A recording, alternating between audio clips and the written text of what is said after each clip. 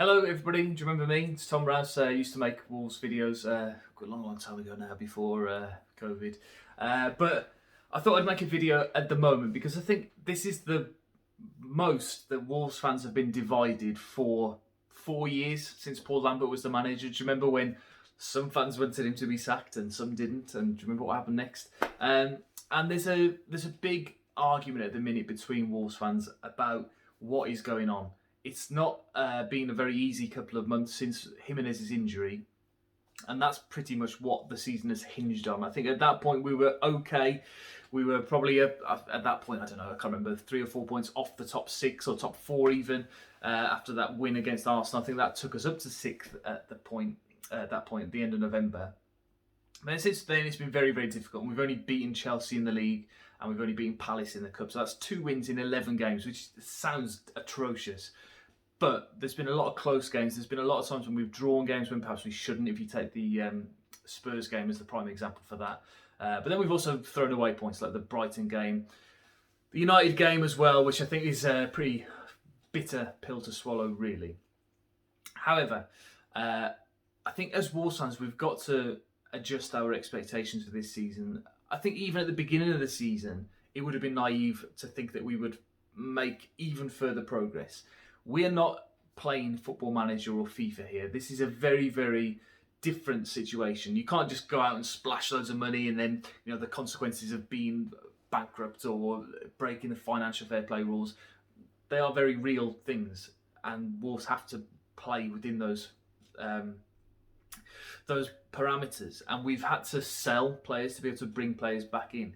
Now, there's been a lot spoken about Fabio Silva on social media and all sorts of things so far. His price tag is going to weigh heavy on him until he starts scoring goals, and that's not going to be for a long time. I don't think that he's quite ready for the level of competition that he's been thrust into. I think ideally this season he would have been an under-23s player most of all, and we've seen the Doncaster game in the Football League Trophy. He scored in that game. That's his level, really. League One or under-23s level. That is his level at the minute. And it's really harsh, I think, to judge him against somebody like Raul Jimenez or even against the senior player. He's 18. I think I saw the other day on Twitter that Steve Bull hadn't made a league appearance until he was like 20, 21. So there's a lot of potential there. There's been some good moments that I've seen, and I thought, actually, I can see why they've paid the money for him.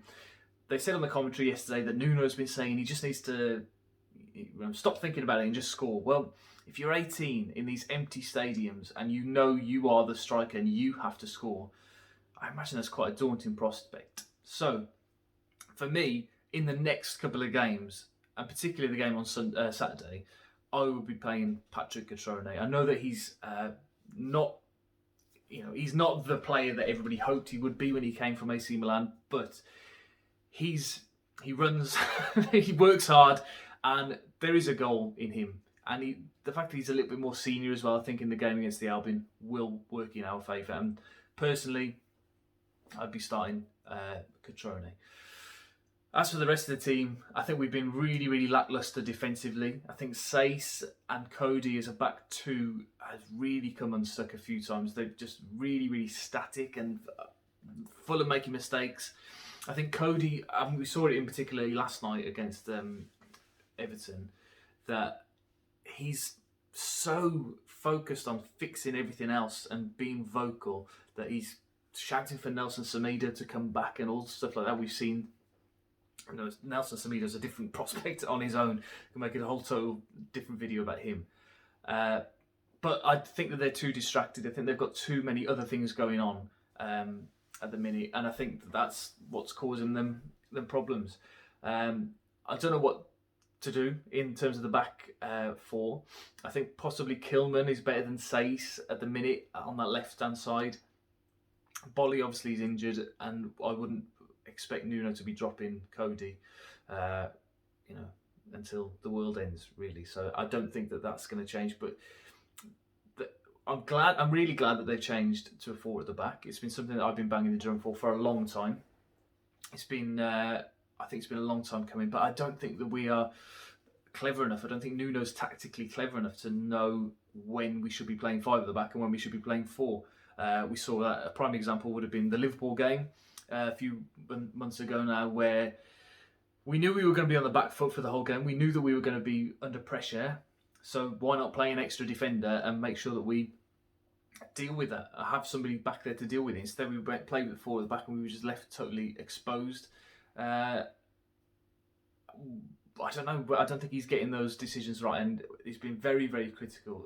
Well, Wolves fans have been very critical about his in-game management. Yesterday, again, a prime example, 1-1, game's on a knife edge, and he brings on a defensive-minded player for an attacking-minded player. It was a really strange substitution, in fact, because he took Gibbs-White off for Hoover, who, by the way, I think he's an exceptional player. I think Hoover is the future of our right back. Excuse me, the doors. So what was I saying?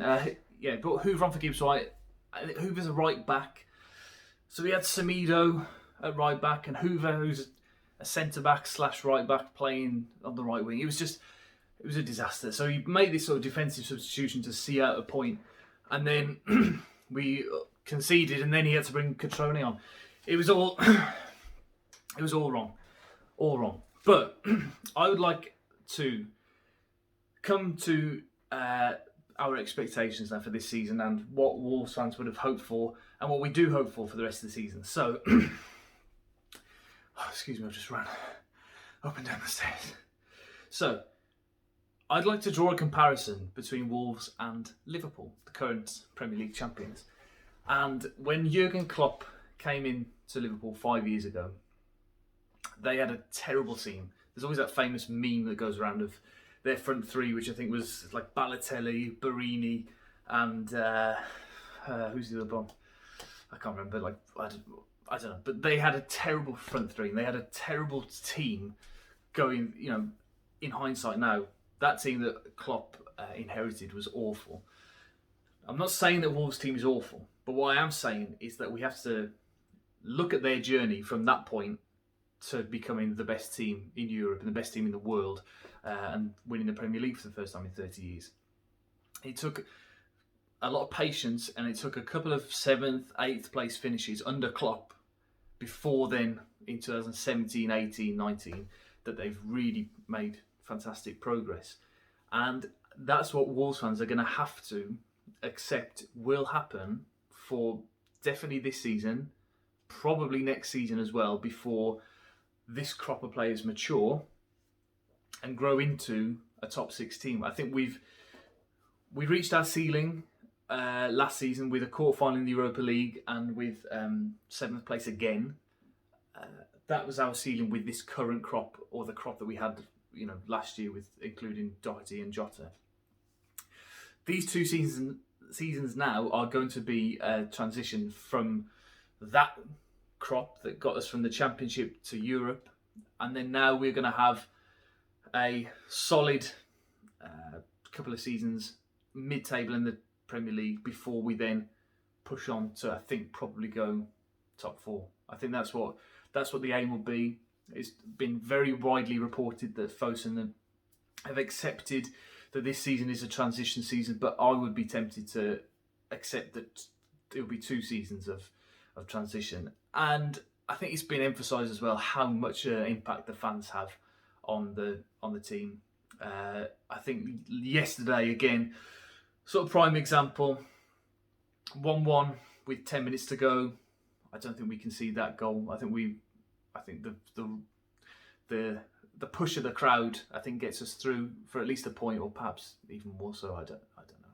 But I mean, it's very difficult at the minute, personally, to get enthused about Wolves games. I think we're playing quite poorly. I think we're very negative in our tactics, although there were some spells in the game yesterday where I thought, this is how we should be playing. We were very forward thinking, we were very quick in the attack, we were getting men in the box.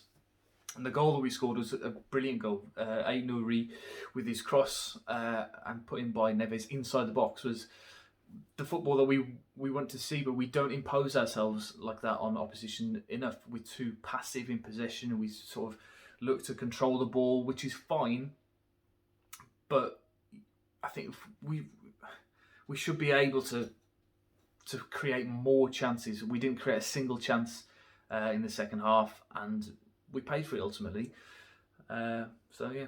So I just wanted to say as well, thank you to everybody who's stayed subscribed to this channel. I've lost something like 400 subscribers this in the year since the start of COVID, which is understandable. I've stopped doing Wolves content pretty much altogether.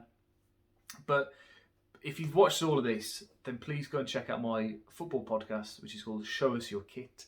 There's 20 episodes out at the minute. There's 3 in the bag as well, and many, many more in the process of recording as well. So you'll enjoy that. It's all to do with football memorabilia, football kits and stuff like that. But in the meantime, look after yourselves as well. Do not go breaking the rules. From what I understand, it is absolutely terrible in the hospitals at the minute. So look after yourselves, and yeah, let me know your thoughts as well about the Wolves in the comments. And if you do want me to make more videos like this, then let me know, because I'm in the house all day, all alone, with nobody to talk to.